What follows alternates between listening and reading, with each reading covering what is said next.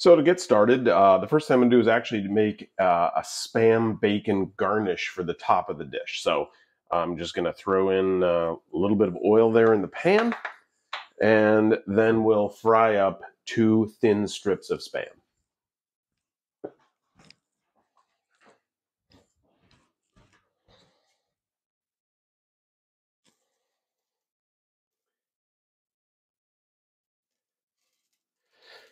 So now we're just going to basically let those crisp up just like bacon. And that'll only take about maybe 5 or 6 minutes. See you then. So here we've cooked these 2 pieces of Spam bacon up, nice and crisp. So time to take them out and just set them aside for later.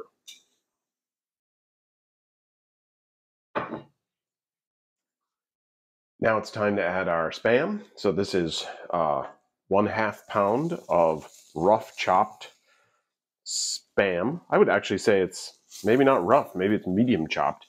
Because I try to sort of approximate the size of granules of sausage.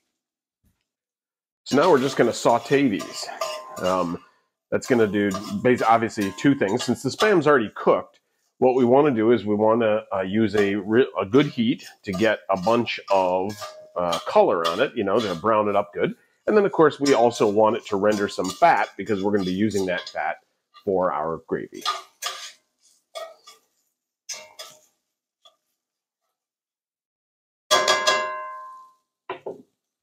I'll come back in a minute when it's nice and browned up. So now we've got it nicely browned. I'm looking in the pan. At this point, you have to use your best judgment about how much fat you got. I'm adding 4 tablespoons of flour. So I want 4 tablespoons of oil or fat, and that's really actually difficult to sort of tell. I think there's about 3 tablespoons in there. So I'm going to add 1 more tablespoon of butter.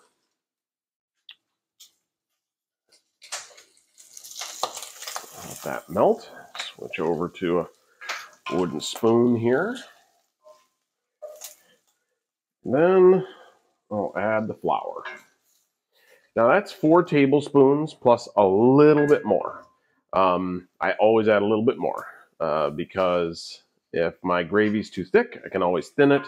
But if it's too thin, there's only a few things you can do, and some of them take time and so forth. So I'm just going for a thick gravy. Now, let me just make one comment that I typically make when I'm doing this step, which is that you don't want to skimp on the time you spend on this step. Because what you're trying to do is you're trying to cover every granule of flour with fat so that it is separated from the other granules when you add the milk. And that's how you get a gravy with no lumps. So I'm just going to do this for a couple of minutes. You also, of course, want to do it for at least a minute or 2 anyway to cook off the raw taste of the flour.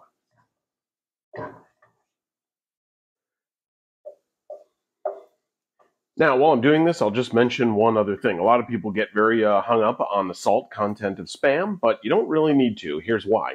So in a dish like this, I'm going to add 2 cups of milk, which of course has no salt. And so the salt in this, and notice I haven't added any salt up to this point. The salt in the Spam will diffuse throughout the milk. And so the Spam ends up less salty and the milk ends up typically correctly salted. You can always taste it in the end, but it's usually pretty close.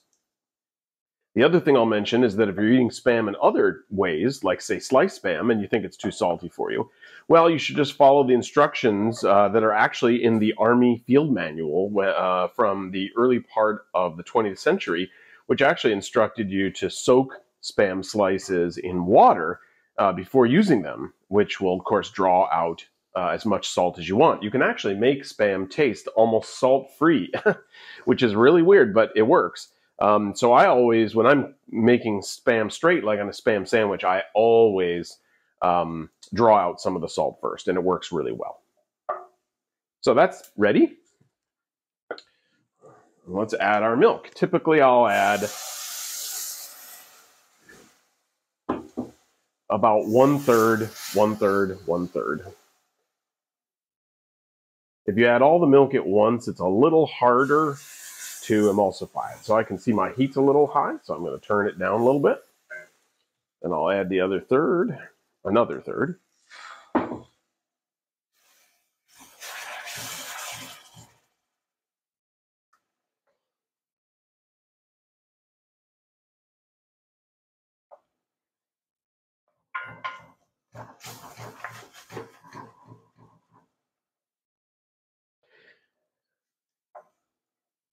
And by the way, when you make Spam gravy, you will end up sometimes with a slightly thicker gravy than you planned on because, of course, there's potato starch in Spam that acts as a binder, and that will also act as a binder in your gravy.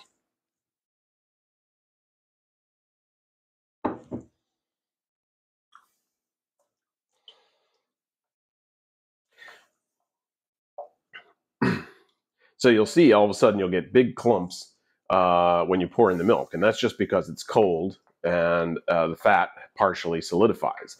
Once it heats back up, those just kind of all melt away.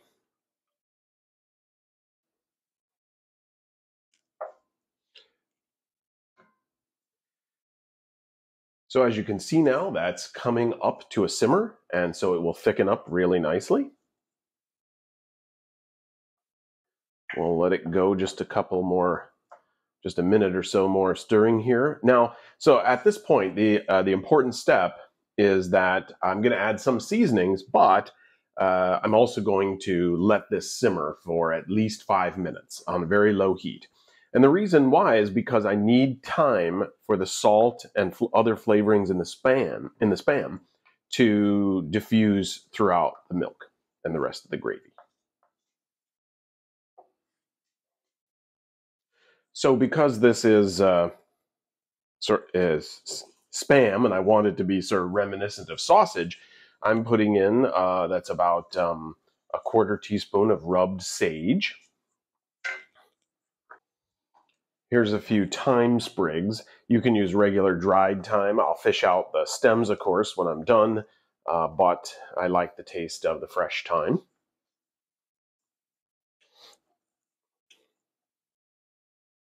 Always a little cayenne pepper.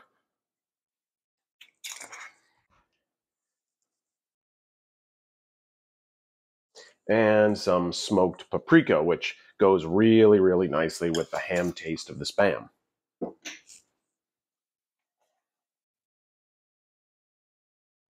So now I'm turning the heat to low. I've still got one more thing to add, but I'm going to taste this to see how it's coming along. By the way, I get lots of comments from people who don't like it when the cook tastes the spoon. But, you know, oh, that's delicious. The fact is, this is boiling. And there's nothing I can add to it in terms of bacteria that won't be killed instantly. Plus, I guarantee you, if you've ever eaten at a restaurant, the chef tasted right out of the pot.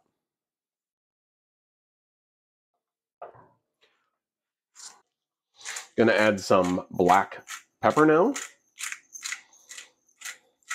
I like lots of black pepper in my gravy, and I usually put a little bit on top at the end.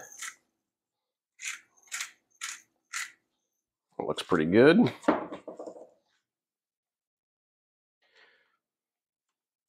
Now, Worcestershire sauce is a very common addition to these kinds of gravies, but I feel that you have to add that right at the very end once you've sort of tasted the final product for salt, because of course Worcestershire sauce is a little salty.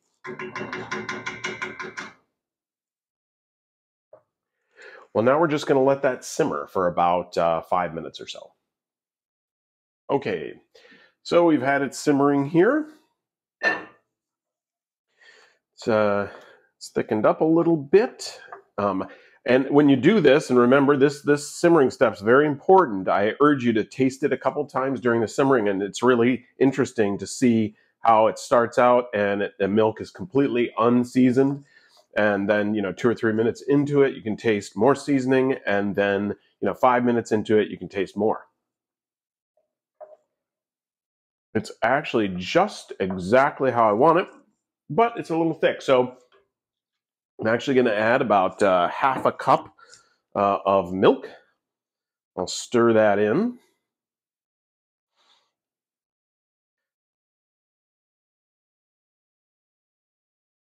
Turn the heat up a little.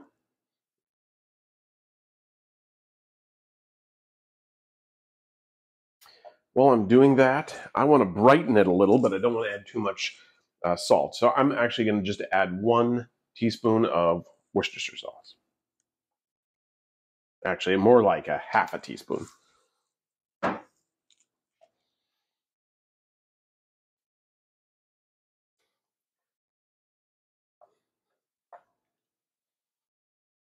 I'm just letting it come back up to heat from the cold milk that I just put in.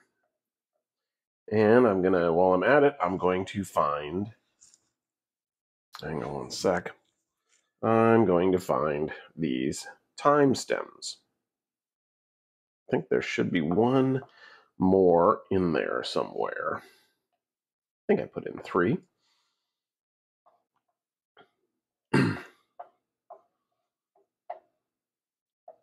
There it is. There it is.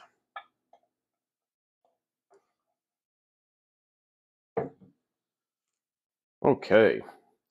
So now this stuff is, I will say, I'll taste it one last time. Oh yeah, that Worcestershire really wakes it up a little bit, gives it a little more complex taste.